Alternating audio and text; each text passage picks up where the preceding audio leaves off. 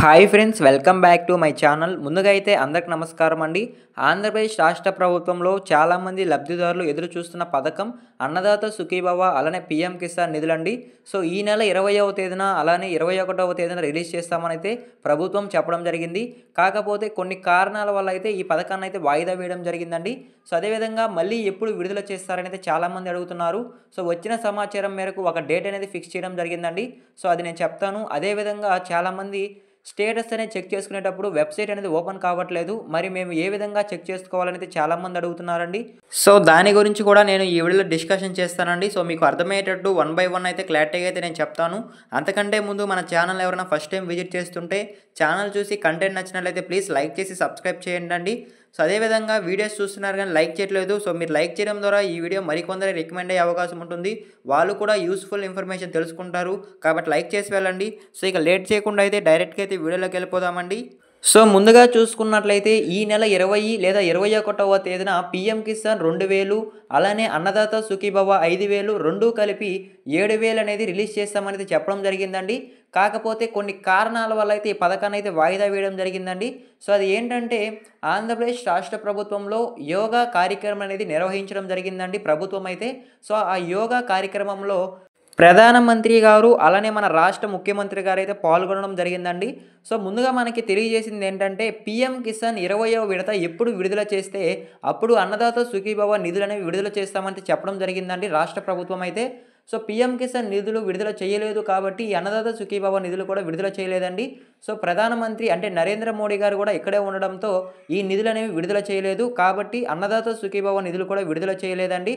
So మీ క్లారిటీగా అయితే అర్థమైంది అనుకుంటున్నాను. సో మళ్ళీ ఎప్పుడు విడుదల చేస్తారు అనే విషయానికి కనుక వచ్చినట్లయితే పీఎం కిసాన్ 20వ విడత ఎప్పుడైతే విడుదల చేస్తారో అప్పుడే ఈ అన్నదాత సుఖీభవ కింద మొదటి పేమెంట్ 5000 అనేది విడుదల చేస్తామని చెప్పడం జరిగిందండి రాష్ట్ర ప్రభుత్వం అయితే. సో మీకు క్లారిటీగా అయితే అర్థమైంది అనుకుంటున్నాను.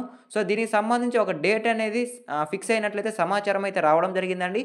సో ఆ డేట్ ఏంటంటే జూన్ 4వ వారంలో విడుదల చేసే అవకాశం ఉందనైతే సమాచారం అయితే రావడం జరిగిందండి. సో ఈ నెల 25వ తేదీ నుంచి 28వ తేదీ లోపల ఈ నిధులు అనేవి విడుదల చేసేటట్లయితే చూస్తున్నట్లయితే సమాచారం అయితే రావడం జరిగిందండి. సో 28వ తేదీన పడే అవకాశం అయితే ఉంటుందని అయితే సమాచారం అయితే రావడం జరిగింది.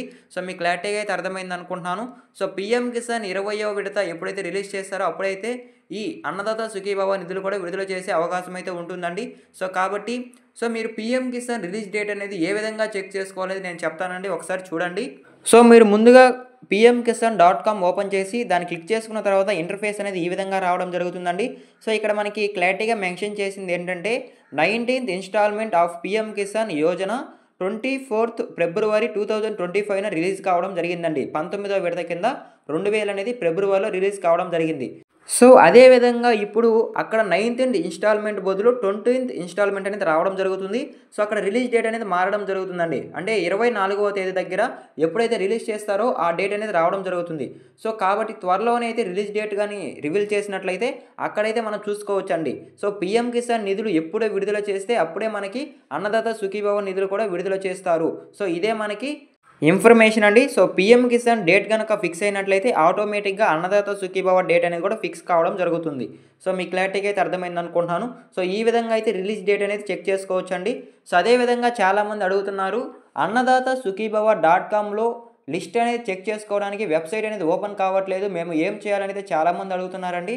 సో వెబ్సైట్ అనేది కొన్నిసార్లు ఓపెన్ అవ్వడం జరుగుతుంది, కొన్నిసార్లు ఓపెన్ కావడం లేదండి. సో ఎందుకంటే దీనికి కారణం సర్వర్ అనేది పని చేయట్లేదు కాబట్టి ఓపెన్ కావడం లేదు. సో మీరు ఇప్పుడు ఫైనల్ లిస్ట్ అంటే లిస్ట్లో మీ పేరు ఉందా లేదా, అన్నదాత సుఖీభవ నిధులు వస్తాయా రాదని ఏ విధంగా చెక్ చేసుకోవాలని నేను చెప్తాను, ఒకసారి చూడండి.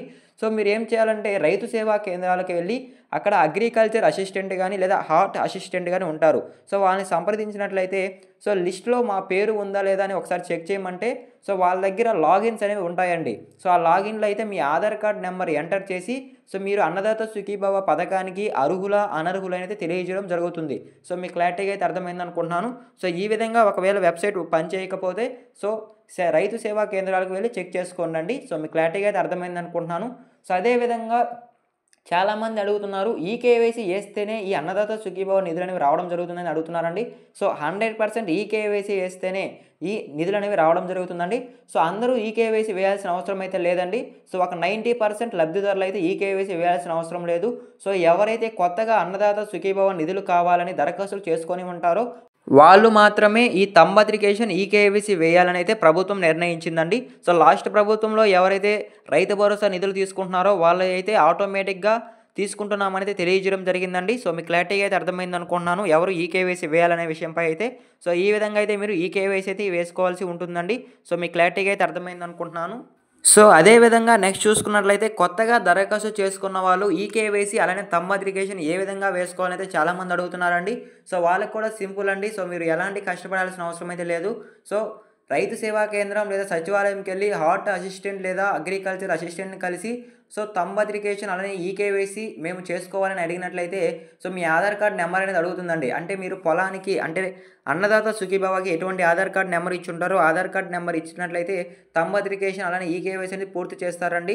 హార్ట్ అసిస్టెంట్ గానీ లేదా అగ్రికల్చర్ అసిస్టెంట్ గానీ సో, ఈ విధంగా మీరు థంబ్ అప్లికేషన్ ఈకేవైసీ అనేది పూర్తి చేసుకోవచ్చండి. సో, మీరు ఏ విధంగా పూర్తి చేసుకోవాలనే దానిపై అయితే ఒక సమాచారం అయితే అందిందనుకుంటున్నాను. సో, మీకు క్లారిటీగా అయితే అర్థమైందనుకుంటున్నాను. సో, అదే విధంగా నెక్స్ట్ చూసుకున్నట్లయితే సో, చాలామంది డౌట్ అండి. సో, ఏంటంటే మేము ఒక్క పథకానికే అర్హులము. 2 పథకాలకి అర్హులం కాదు. సో, ఇప్పుడు మాకు ఒక పథకం నుంచైనా పేమెంట్ అనేది పడుతుందని అయితే అడుగుతున్నారు. సో, ఖచ్చితంగా సరే మీరు పీఎం కిసాన్ పథకానికి అర్హులై అన్నదాత సుఖీభవ పథకానికి అనర్హులుగా ఉన్నట్లయితే పీఎం కిసాన్ 2000 అనేది మీ బ్యాంక్ ఖాతాలో జమ అవ్వడం జరుగుతుందండి.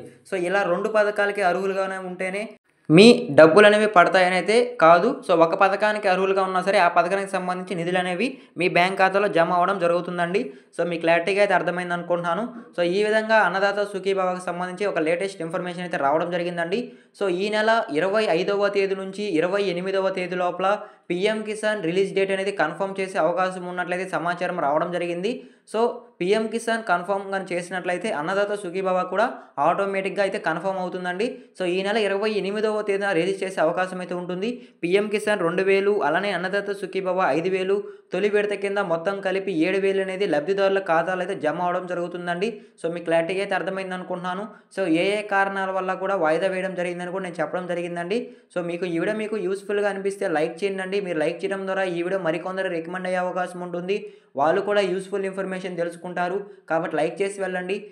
ఎండ్ వరకు చూస్తుంటే థాంక్ యూ ఫర్ వాచింగ్ అండి. మరొక ఇంట్రెస్టింగ్ వీడియోతో మీ ముందుకు వస్తాను. అంతవరకు జై హింద్.